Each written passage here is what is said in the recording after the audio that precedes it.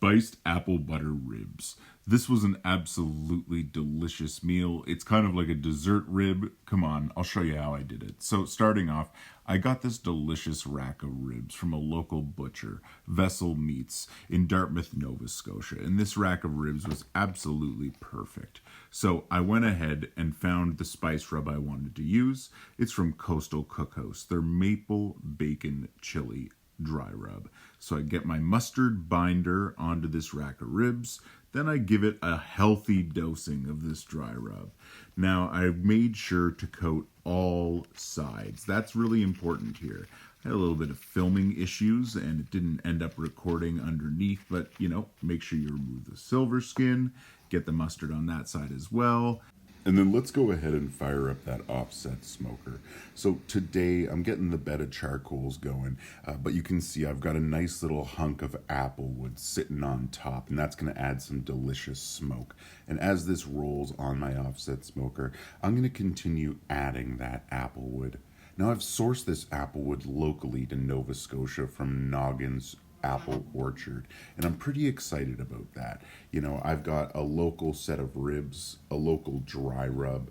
I also have local wood for the smoke, so that means a lot to me. All of it's from Nova Scotia, and if you're local to Nova Scotia, I strongly suggest you check out Vessel Meats, Coastal Cookhouse for the dry rub, or Noggins for the apple wood.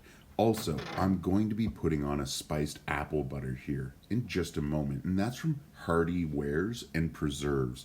They're also based out of Nova Scotia. Now that I think about it, these are some pretty Nova Scotian ribs. This is fantastic.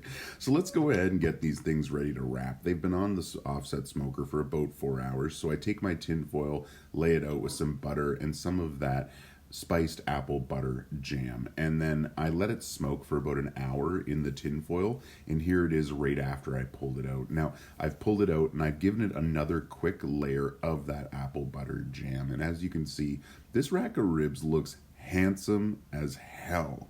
I can't wait to eat this. One of the really nice things about adding spiced apple butter to ribs is it almost makes them like a dessert rib. It's really interesting. It's so sweet and savory. It's like a treat. It's almost like a treats of pizza from Dairy Queen, if you know what I'm talking about. Those things are fantastic too. Ooh. Anyway, this rack of ribs is on for a total of 6 hours on my offset smoker, really building up a bark, capturing that smoke flavor from the apple wood, and here it is after I've pulled it off. These ribs look absolutely fantastic. Now, one thing to note, I didn't use championship cooking methods here. That's why you're not seeing a bunch of bone pull. These are cooked properly. These will not fall off the bone. This was cooked to that delicious 193, and yeah, hey, this is perfect. I can't wait to bite into this. Just look at that. You got a little bit of the smoke ring. We got that spiced apple butter on top. These are looking absolutely delicious. Let me know in the comments below what you think. Do you think this would be like a tasty treat, or do you think the spiced apple butter would really overpower that flavor? I'm interested to see what you guys think. And also, if you guys like this recipe video, make sure you check out my other videos. I put recipes out all the time. I try new sauces out. I always love barbecue. So come on over to my channel. Join the community. You'll love it here.